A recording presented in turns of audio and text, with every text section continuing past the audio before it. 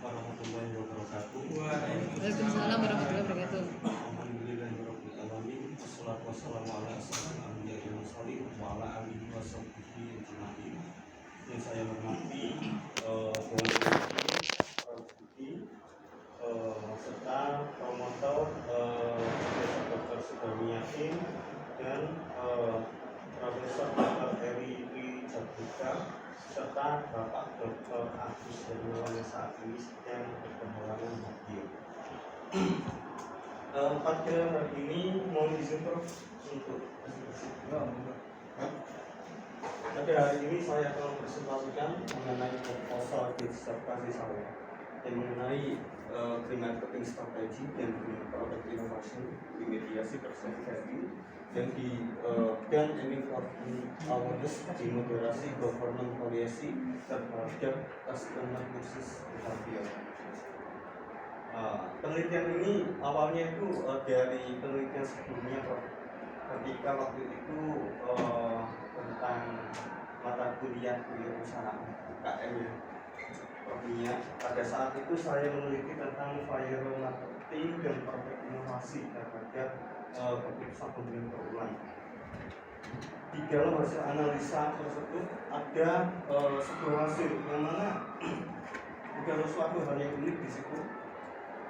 Pengaruh secara langsungnya produk inovasi ataupun viral marketing terhadap keputusan pembelian berulang ternyata tidak berpengaruh secara signifikan. Akan tetapi ketika ada paradigma moderasi, yakni keputusan pembelian, hubungannya jelas, artinya ada pengaruh jikalau melalui paradigma moderasi. Pada saat itu bermoderasi saya menggunakan customer behavior atau kata lain dari keputusan pembelian. Nah dari situ saya kembangkan lagi menjadi disertasi. Kemudian saya ulik-ulik setelah saya mendapatkan data seperti apa itu hasil statistik seperti itu. Kemudian saya terjun ke lapangan untuk apa itu menyelidiki secara spesifik apa yang terjadi terhadap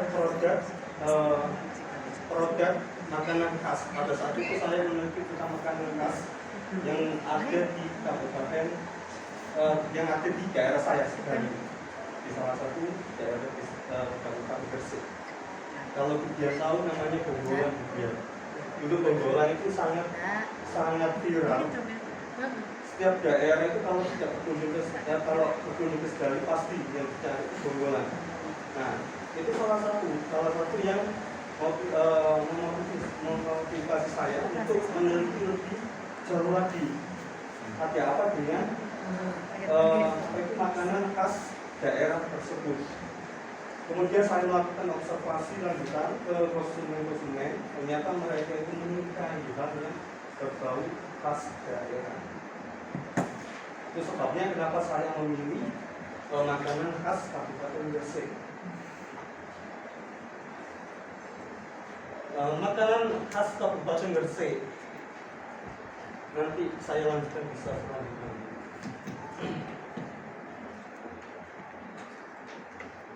Beberapa observasi yang saya lakukan, ada beberapa hal yang dibicarakan oleh konsumen pada saat itu, yakni mengenai strategi yang disuguhkan oleh si pelaku usaha untuk memasarkan produk yang dia buat seperti Bonggolan, tiket dan lain sebagainya. Di beberapa sektor di Kabupaten Gresik ada beberapa sektor, terutama di sektor yang khusus yang menjual produk khas daerah itu banyak sekali bro.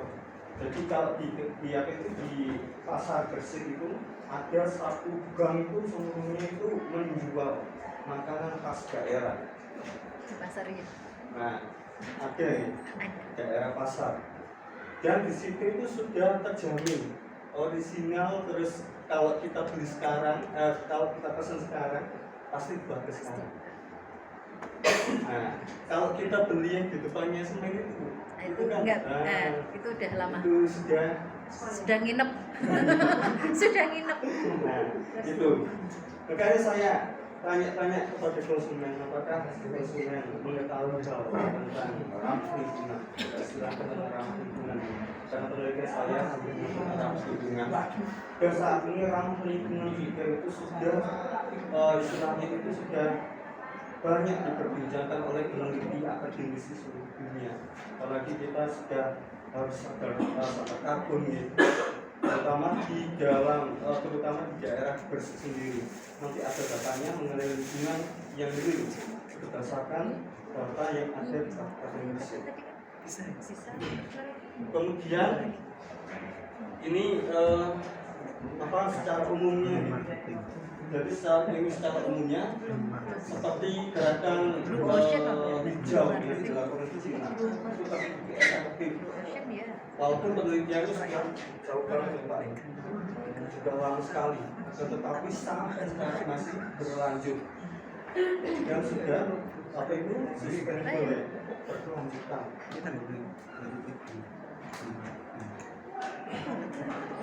Nah, kemudian kenapa menjadi Kabupaten Gresik?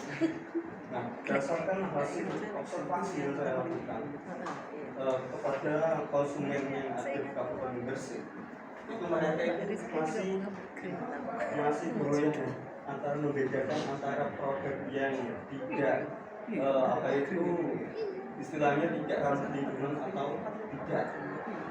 Dia masih bingung. Persepsinya itu entah itu dari persepsi konsumen ataupun persepsi dari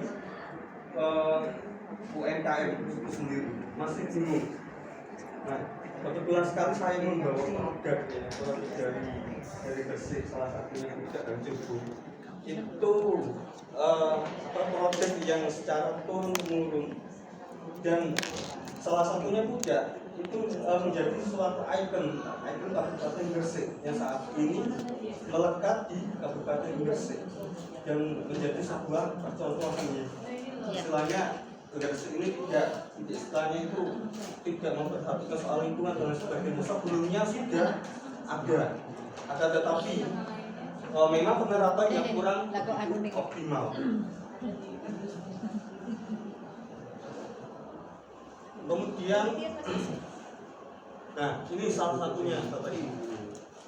Dan nasi kerawu, kemudian Pudak, kemudian Sebelumno, Jugung, otak-otak Bandeng dan sebagainya.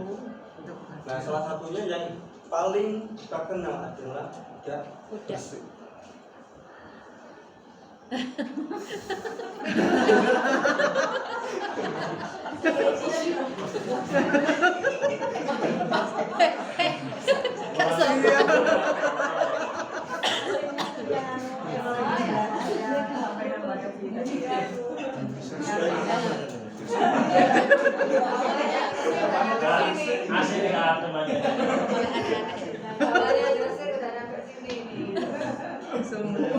Panas. Salah satunya adalah Pudak. Ini sudah sangat terkenal nih. Sama nasi Kita kerawu. sudah bicara Pudak pasti teringat Gresik. Gresik. Kerawu juga. Terus kerawu dan sebagainya. Nah, untuk Pudak sendiri kalau kita lihat kalau Ibu Bapak buka snack box. Buka snack box-nya. Snack box-nya ada Pudaknya Bapak Ibu semua. Pembungkusnya itu terbuat dari kotak daun pinang. Orang Pasuruan itu loh yang belum tahu Pudak. Silakan dibuka. Dia tahu. Nah, dari situ kita bisa tahu bayang tentang ramah lingkungan sendiri. Kalau pembungkusnya itu kita buang itu sama sekali tidak ada dampak terhadap lingkungan. Karena memang terbuat dari bahan yang alami. Nah, itulah yang mengapa alasan saya memilih makanan khas tradisional Kabupaten Gresik.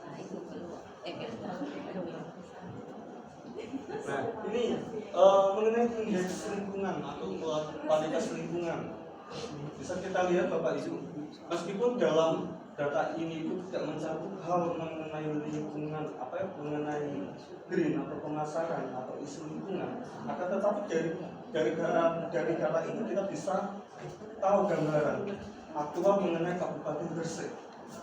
Nah, kita lihat dari tahun 2016, 17, 18 hingga 2020 mengalami peningkatan. Akan tetapi di tahun 2021 dan tahun 2022 ini saya ada datanya tapi masih saya rekam itu merosot. Ada beberapa indikator yang diukur dari indeks kualitas lingkungan, ini udara, lahan dan lahan dan air. Baik. Nah, di mana yang paling mencolok adalah lahan. Lahan ini terlihat ya kalau kita berkunjung ke Kabupaten Gresik di tempatnya Budi ya, itu sangat kayak gimana itu ya, Iya. beda sekali dengan yang ada di Dengan Malang. Sehingga saya sendiri warga Gresik itu merasa iri melihat kota-kota yang ada di sebelah Surabaya. Surabaya dulu itu ya sama seperti Gresik, akan tetapi ada perubahan. Dan memang perubahan-perubahan ini bukan hanya PR untuk kita ya sebagai akademisi ataupun seorang praktisi, ataupun seorang UMKM, tetapi kita harus menyadari bahwasanya pemerosotan data ini adalah sesuatu hal yang menjadi sebuah urgensi. Kita harus membenahi. Karena kalau kita merosotkan itu sangat gampang sekali, tapi untuk meningkatkan itu sangat sulit. Karena semua bidang harus bergerak, terutama jalan dan asap.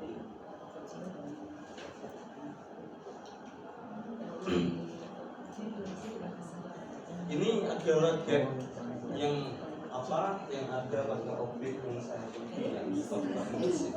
Yang pertama adalah salah satu kesenjangan dalam penerapan ramah lingkungan, kurangnya peraturan standar penerapan ramah lingkungan secara khusus mengatur segala bidang dan aspek.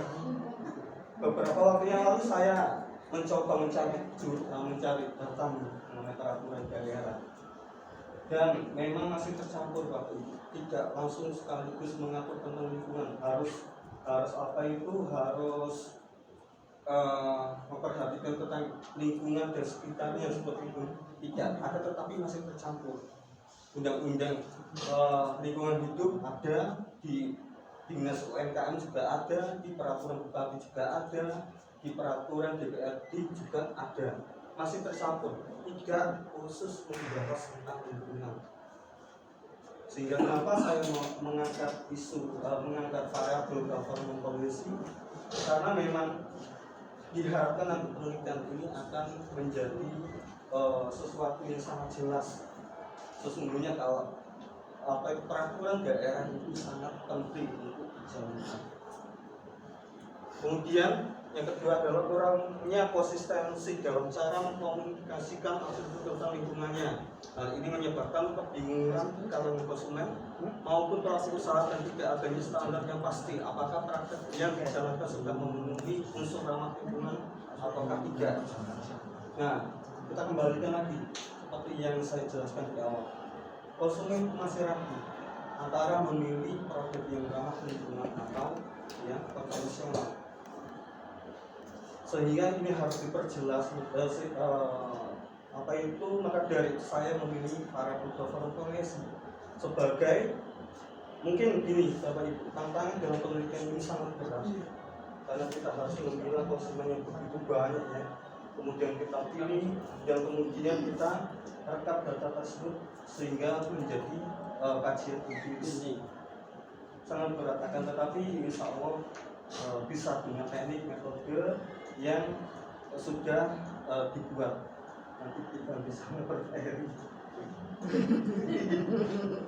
Kemudian yang ketiga, kondisi saat ini menyulitkan konsumen pelaku usaha. Ini masih sama dengan poin yang kedua, intinya sama. Kemudian untuk empirical gap ini saya mengambil satu jalur green marketing terhadap keputusan pembelian atau customer fixing behavior. Nah, di sini ada kontradiksi penelitian atau perbedaan hasil penelitian, yang mana yang satunya mengatakan berpengaruh, yang satunya mengatakan tidak berpengaruh.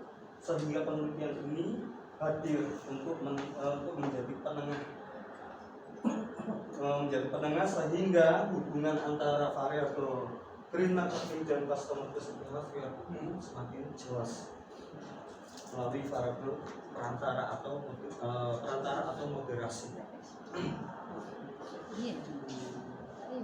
Nah, dalam penelitian ini menggunakan dua grand theory TPP sama TRH, di mana teori ini nanti akan lebih mengarah kepada yang akan menjadi dasar untuk menghasilkan untuk membuat sebuah kesimpulan nantinya.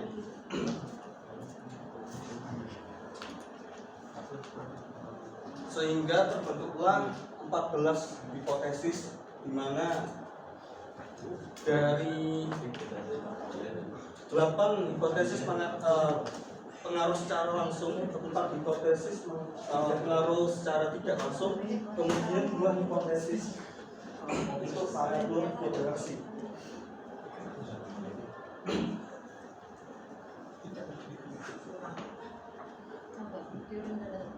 Kemudian kajian empiris peneliti sebelumnya dari semua jurnal yang menjadi rujukan, ada beberapa hal yang saya anggap sebagai model. Yang pertama adalah belum adanya penelitian yang mengangkat topik yang berkaitan tentang makanan dan minuman khas daerah.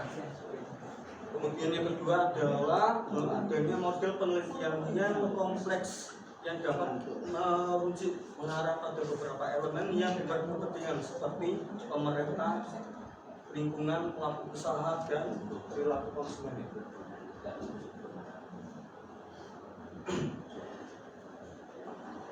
Ini rancangan penelitian saya. Dari sini kita lihat Bapak Ibu, ada 8 nih, seperti yang ada di hipotesis. Ada 8 pengaruh langsung, 4 pengaruh tidak langsung atau mediasi. Kemudian ada 2 pengujian moderasi. Dan ini sudah terinclude dengan peneliti sebelumnya.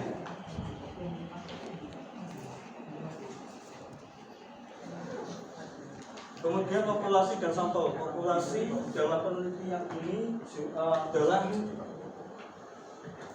konsumen makanan tradisional, makanan dan minuman tradisional khas Gresik, yang mana jumlahnya tidak diketahui dengan pasti. Kemudian untuk teknik sampel yang menggunakan size kalkulator atau kalkulator lab.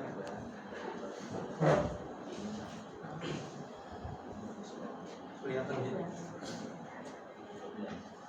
Confidence level saya isi 95% kepercayaannya, kemudian tingkat errornya itu 5%, dan untuk proporsinya itu 50%, karena dari aplikasinya sendiri menganjurkan kalau kita menganggap semua sampel itu sama maka diisi 50%.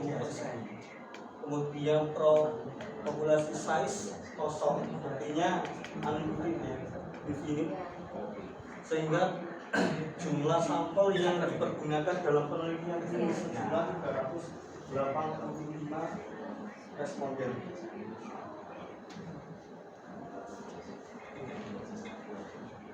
Nah, ini teknik sampelnya menggunakan purposive dengan menggunakan ini pengembangan saya kembangkan untuk lebih terarah. Dari sini kita mengeluarkan kesimpulan ketemuan khusus agar kita itu lebih terarah. Siapa target kita, kemudian siapa berapa kali dia membeli, kemudian apa yang dia dapatkan. Ini semua terletak di dalam kuesioner, sehingga dari sini nanti kita tidak langsung kita lepas, kita langsung tabulasikan. Tetapi nanti kita akan lakukan analisa lanjut, diuji instrumen validitas variabilitas dan outlier untuk mengetahui apa itu jawaban yang kemungkinan tidak diharapkan dalam penelitian ini. Jadi itu kita bisa ganti langsung. Kemudian final sampel. Nah, timah sampel ini sudah berbentuk tabulasi yang tentunya sudah kualitasnya jauh lebih baik lah dibandingkan kita langsung memasukkan ke dalam tabulasi.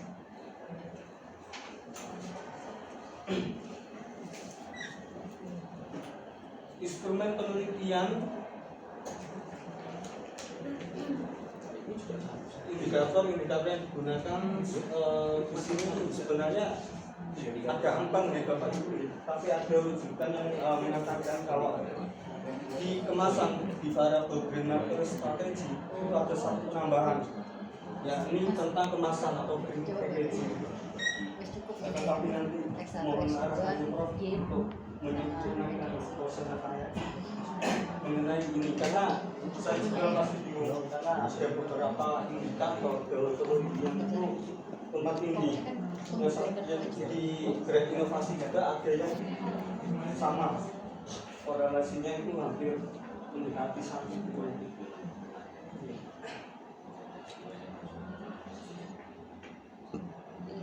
Terus ini persamaan PLS yang dibangun,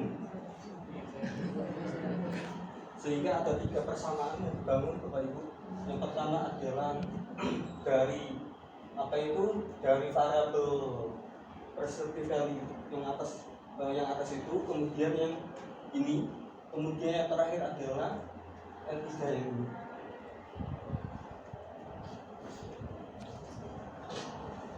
Nah ini saya tidak sebentar. Ini loh yang namanya persamaan. Matematisnya seperti ini. Mereka pengen terus. Tapi orang sih tak cek sama. Yang untuk eta 2. Tidak apa-apa nanti. Tapi secara umum sudah punya seperti ini. Ya kita beruntung mana sama. Dari disertasi yang lalu sampai sekarang nggak ada yang kayak gini. Pasti ini sih nggak ada ini. Kita sendiri ya. Kita sendiri. Iya. Gimana? Indikatornya terlalu banyak bro. Yang saya ambil di sini itu item bahan kayak kemarin Pak Joni itu banyak item, kemudian terus tapi yang ini indikator saja. Ya, terus ya kalau saya bolak-balik protes saya bersama matematikanya yang ini kalau mau tahu ya. Nanti kita cermati lagi satu persatu sih orang yang salah sedikit, tapi secara umum seperti itu ya. Saya lanjutkan dulu. Kemudian dalam bentuk measurement, jadi indikator yang kita dapat dalam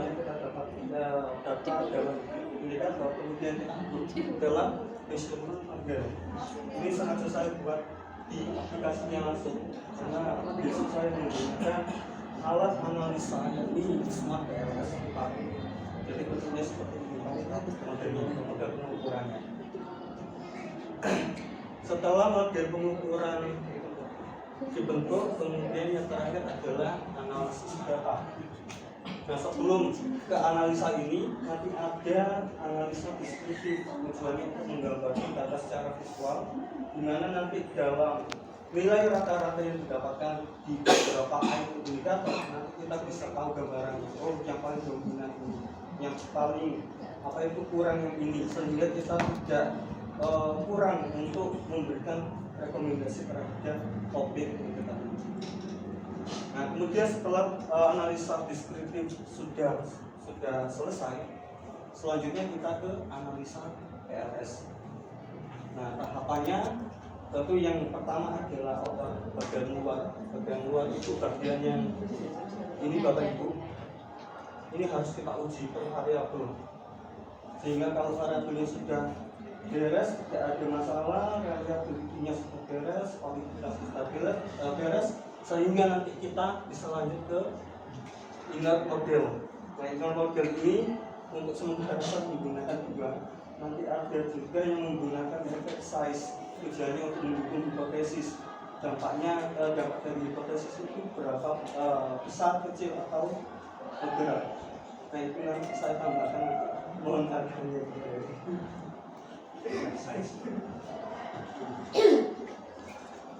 Sekian, terima kasih presentasi saya. Lebihnya mohon maaf, saya serahkan kepada Ibu.